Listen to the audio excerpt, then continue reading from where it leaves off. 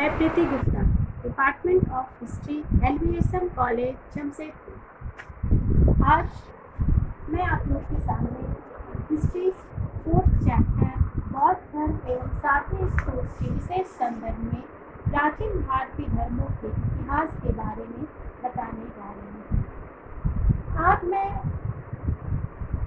इस चैप्टर में प्राचीन भारत के वैदिक धर्म, बौद्ध धर्म, जैन धर्म एवं शैव धर्म के तथा वैष्णव धर्म के में क्या इनका अस्तित्व रहा, इनके बारे में बताएंगे। सबसे पहले हम लोग स्तूप के बारे में जानेंगे। स्तूप क्या है, स्तूप क्या होता है।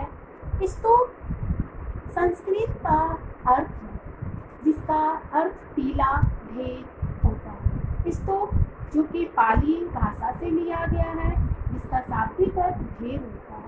यह एक गोल टीले के आकार की संरचना का है, जिसका प्रयोग पवित्र बौद्ध अवशेषों को रखने के लिए किया जाता है। माना गया है कि कभी यह बौद्ध प्रार्थना स्थल भी होते थे। और महापरिनिर्वाण सूत्र में महात्मा बुद्ध अपने शिष्य आनंद से कहते हैं कि मेरी मृत्यु के अनंतर में मेरे अवशेष पर उसी प्रकार का स्तूप बनाया जाए जिस प्रकार चक्रवर्ती राजाओं के अवशेष बने। अब हमारा अगला पॉइंट है वैदिक धर्म।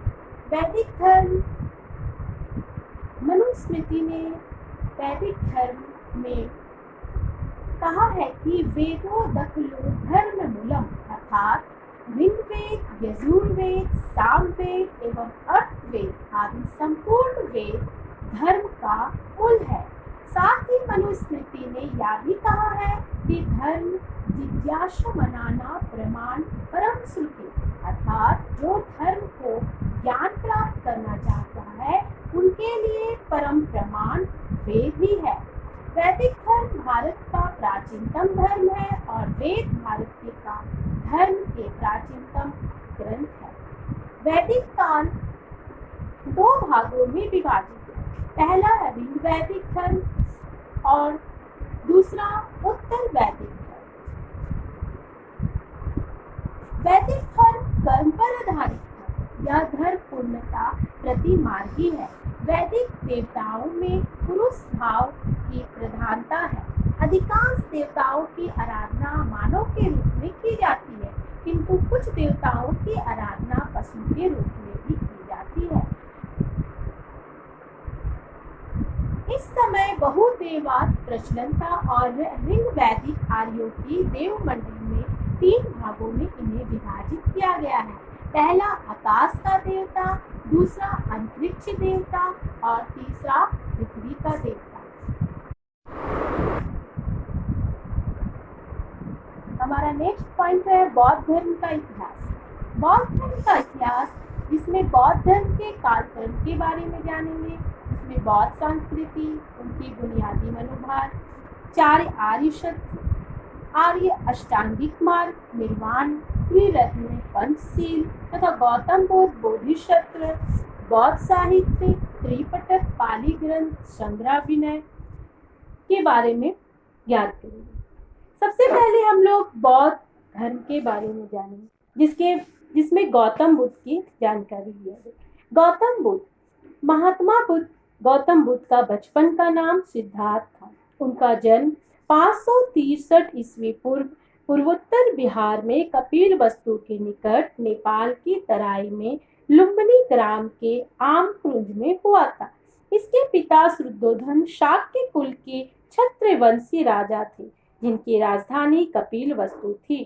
गौतम बुद्ध के जन्म के 7वें दिन ही इनकी माता महामाया का देहांत हो गया था, अतः इनकी मौसमी महाप्रजापति ने उनका लालन पालन किया और गौतम बुद्ध के जन्म के समय ही उन्हें देखकर कालदेव ब्राह्मण कौंडिन्य ने यह भविष्यवाणी की थी कि यह तो चक्रवर्ती राजा बनेंगे अथवा महान सन्यासी। गौतम बुद्ध बचपन से ही काफी चिंतनशील थे। 16 वर्ष की आयु में ही गौतम बुद्ध का विवाह यशोधरा नामक एक सुंदर कन्या से कर दिया गया था। इनका एक पुत्र भी हुआ, किंतु गौतम बुद्ध प्रसन्न नहीं हुए, वरन उन्हें मोह बंधन का यानी राहु माना गया और इसीलिए उन्होंने उनका नाम राहुल रखा। गौतम बुद्ध के विचारशील प्रवृत्ति के समृद्ध कुल का विलासिता से परिपूर्ण वैवाहिक जीवन भी बदल न सका। निरंतर ध्यानमग्न और चिंतनशील गौतम बुद्ध के लिए गृहस्थ जीवन का आकर्षण बेईमानी था। गौतम बुद्ध के मन में वैराग्य की भावना का बलवती करने में उनका जीवन संबंधी 4 दृश्यों ने अहम भूमिका अदा की। ये 4 दृश्य थे: एक जर्जर शरीर वाला वृद्ध, एक रोगग्रस्त व्यक्ति, एक मृत व्यक्ति, एक प्रसन्न मुद्रा में भ्रमणशील सन्यासी जो सांसारिक मोह से मुक्त प्रसन्नचित्त था। अंत में पत्नी यशोधरा और पुत्र राहुल को सोता छोड़ उन्होंने 29 वर्ष की आयु में गृह त्याग कर दिया था। इसके पश्चात उन्होंने ज्ञान प्राप्त करने के लिए वन को चले गए थे और उन्हें अंततः बोध गया में ज्ञान प्राप्त हुआ। अब हम लोग बौद्ध धर्म के बारे में जानेंगे। बौद्ध धर्म का संस्थापक जिन्हें गौतम बुद्ध माना गया है, इन्हें एशिया का ज्योतिपुंज कहा जाता है। ये कुछ इंपॉर्टेंट पॉइंट है जो कि आप लोग नोट्स कर सकते हैं। गौतम बुद्ध का जन्म 563 ईस्वी पूर्व के बीच शाक्य गणराज्य के तत्कालीन राजधानी कपिलवस्तु के निकट में हुआ था, जो कि लुम्बिनी यानी नेपाल में था।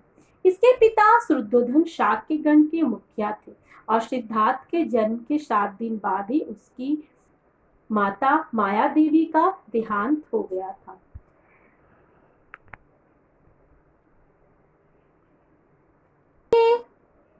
जन्म और मृत्यु की तिथि को चीनी परंपरा के कौटिन अभिलेख के आधार पर निश्चित भी किया गया है। बौद्ध धर्म के बारे में हमें विशद ज्ञान पाली त्रिपिटक से भी प्राप्त होता है। बौद्ध धर्म में पुनर्जन्म की मान्यता है। तृष्णा को क्षीण हो जाने की अवस्था को ही बुद्ध ने निर्वाण कहा है। बुद्ध के अनुयायी 2 भागों में विभाजित थे। पहला भिक्षुक। बौद्ध धर्म के प्रचार के लिए जिन लोगों ने संयम लिया उन्हें भिक्षुक कहा जाता है। और दूसरा उपासक। गृहस्थ जीवन व्यतीत करते हुए बौद्ध धर्म अपनाने वाले को उपासक कहते हैं। इनकी न्यूनतम आयु 15 साल है। बौद्ध संघ के प्रविष्ट होने की उपसंपदा कहा जाता है। प्रविष्ट बौद्ध धर्म के त्रिरत्न है। पहला बुद्ध, दूसरा धम्म और तीसरा संघ। चतुर्थ बौद्ध संगति के बाद बौद्ध धर्म 2 भागों में विभाजित हो गया था। पहला हीनयान और दूसरा महायान। एक जुलूस सबसे पहले बौद्ध धर्म में ही निकाला गया है। बौद्ध धर्म सबसे पवित्र त्योहार वैशाख पूर्णिमा है, जिसमें बुद्ध पूर्णिमा कहा जाता है। चतुर्थ बौद्ध संगति के बाद बौद्ध धर्म को जो 2 भागों में विभाजित किया गया। पहला हीनयान, यानी हीनयान का अर्थ होता है लघु चक्र। ये लोग बुद्ध की मूल शिक्षाओं में आस्था रखते हैं।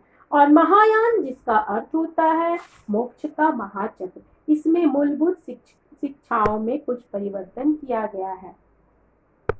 उन्हें सांसारिक दुखों के संबंध में 4 आर्य सत्यों का भी उपदेश दिया है। ये है दुख, दुख समुदाय, दुख निरोध, दुख निरोधान प्रतिपदा। सांसारिक दुखों से मुक्ति के लिए बुद्ध ने अष्टांगिक मार्ग की बात कही है। अष्टांगिक मार्ग यानी 8 मार्ग। पहला साम्यक दृष्टि, दूसरा साम्यक संकल्प, तीसरा साम्यक वाणी, चौथा साम्यक कर्मांत, साम्यक आजीव, साम्यक व्यायाम, साम्यक स्मृति तथा साम्यक समाधि। बुद्ध के अनुसार अष्टांगिक मार्गों के पालन करने के उपरांत मनुष्य की भव तृष्णा नष्ट हो जाती है और उसे निर्वाण प्राप्त होता है। बुद्ध ने निर्वाण प्राप्ति के लिए 4 चीजों पर भी विशेष जोर दिया। पहला अहिंसा, दूसरा सत्य, तीसरा चोरी न करना, चौथा किसी भी प्रकार की संपत्ति न रखना, पांचवा शराब का सेवन न करना, छठवां असमय भोजन करना, सातवां सुखद बिस्तर पर ना सोना, आठवां धन संचय ना करना, महिलाओं से दूर ना रहना, नृत्य गान आदि से दूर रहना। बुद्ध ने मध्यम मार्ग का उपदेश दिया। जातक कथाएं प्रदर्शित करती की है कि बोधिसत्व का अवतार मनुष्य रूप में भी हो सकता है और पशुओं के रूप में भी। बस। आज के लिए इतना ही, धन्यवाद।